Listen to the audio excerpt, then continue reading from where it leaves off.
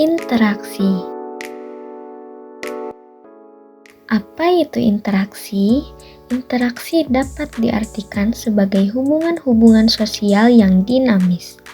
Hubungan sosial yang dimaksud dapat berupa hubungan antara individu yang satu dengan individu lainnya, antara kelompok yang satu dengan kelompok lainnya, maupun antara kelompok dengan individu. Kontak sosial ialah tahap pertama dari terjadinya hubungan sosial. Komunikasi merupakan penyampaian suatu informasi dan pemberian tafsiran dan reaksi terhadap informasi yang disampaikan.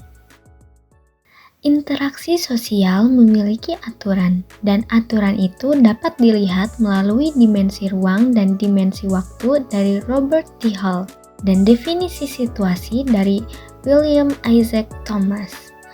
Hall membagi ruangan dalam interaksi sosial menjadi 4 batasan, yaitu jarak intim, jarak pribadi, jarak sosial, dan jarak publik.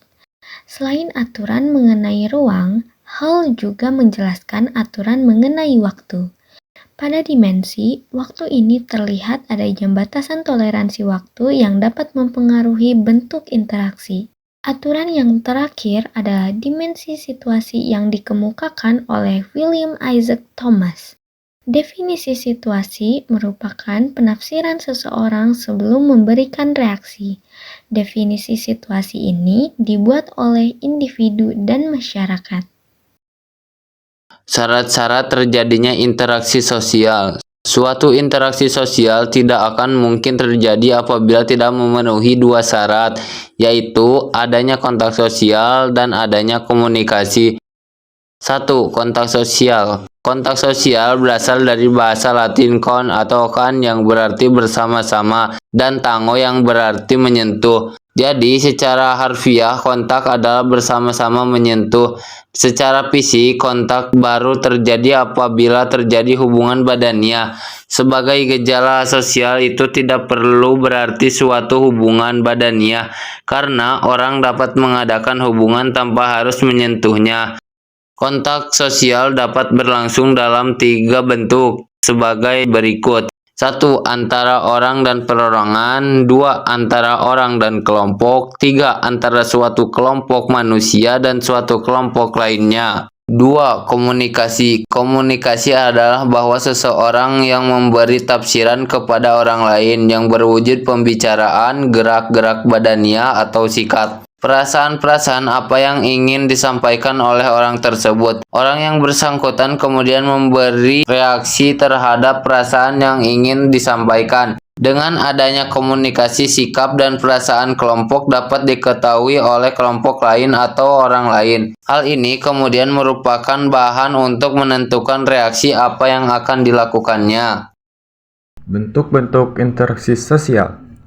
Yang ke-1, proses asosiatif, atau bisa disebut dengan processes of association. A. Kerjasama, bisa disebut dengan cooperation. Kerjasama di sini dimaksudkan sebagai suatu usaha bersama antara orang perorangan atau kelompok manusia untuk mencapai satu atau beberapa tujuan bersama. Sehubungan dengan pelaksanaan kerjasama, ada 5 bentuk kerjasama, yaitu nomor 1. Kerukunan yang mencakup gotong royong dan tolong menolong. Yang kedua, bargaining, yaitu pelaksanaan perjanjian mengenai pertukaran barang-barang dan jasa-jasa antara 2 organisasi atau lebih. Yang ketiga, kooptasi, yaitu suatu proses penerimaan unsur-unsur baru dalam kepemimpinan atau pelaksanaan politik dalam suatu organisasi. Yang keempat, koalisi, yaitu kombinasi antara 2 organisasi atau lebih yang mempunyai tujuan-tujuan yang sama. Yang kelima, joint venture, yaitu kerjasama dalam pengusahaan proyek-proyek tertentu. Misalnya pembongkaran minyak, pertambangan, batu bara, perfilman, perhotelan, dan lain-lain. B. Akomodasi. Istilah akomodasi dipergunakan dalam 2 arti, yaitu untuk menunjuk pada suatu keadaan dan untuk menunjuk pada suatu proses. Akomodasi yang menunjuk pada suatu keadaan berarti adanya suatu keseimbangan. Dalam interaksi antara orang perorangan atau kelompok-kelompok manusia dalam kaitannya dengan norma-norma sosial dan nilai-nilai sosial yang berlaku di dalam masyarakat. Akomodasi sebenarnya merupakan suatu cara untuk menyelesaikan pertentangan tanpa menghancurkan pihak lawan, sehingga lawan tidak kehilangan kepribadiannya. Tujuan akomodasi dapat berbeda-beda sesuai dengan situasi yang dihadapinya, yaitu A. Untuk mengurangi pertentangan antara orang perorangan atau kelompok-kelompok manusia sebagai akibat perbedaan paham. Akomodasi di sini bertujuan untuk menghasilkan suatu sintesa antara kedua pendapat tersebut agar menghasilkan suatu pola yang baru. B.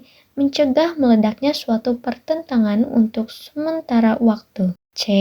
Untuk memungkinkan terjadinya kerjasama antara kelompok-kelompok sosial yang hidupnya terpisah sebagai akibat faktor-faktor sosial, psikologis, dan kebudayaan seperti yang dijumpai pada masyarakat yang mengenal sistem kasta. D. Mengusahakan peleburan antara kelompok-kelompok sosial yang terpisah. 2. Bentuk-bentuk akomodasi.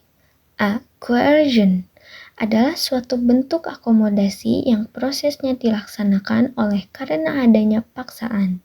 B. Compromise adalah suatu bentuk akomodasi di mana pihak-pihak yang terlibat saling mengurangi tuntutannya agar tercapai suatu penyelesaian terhadap perselisihan yang ada. C.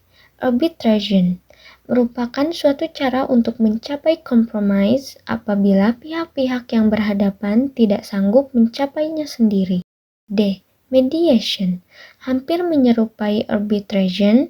Pada mediation diundanglah pihak ketiga yang netral dalam soal perselisihan yang ada. Tugas pihak ketiga tersebut adalah mengusahakan suatu penyelesaian secara damai. E. Conciliation adalah suatu usaha untuk mempertemukan keinginan-keinginan dari pihak-pihak yang berselisih demi tercapainya suatu persetujuan bersama. F. Toleration juga sering disebut sebagai tolerant participation. Ini merupakan suatu bentuk akomodasi tanpa persetujuan yang formal bentuknya. Jenis-jenis interaksi sosial. Ada 3 jenis interaksi sosial, yaitu 1. Interaksi antara individu dan individu.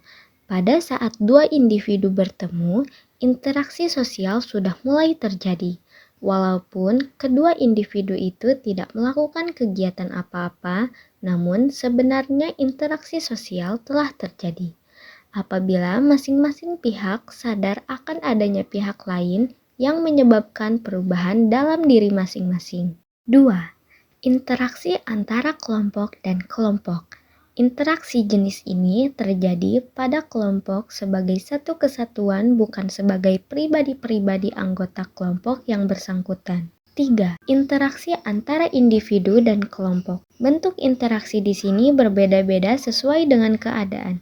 Interaksi tersebut lebih mencolok manakala terjadi perbenturan antara kepentingan perorangan dan kepentingan kelompok.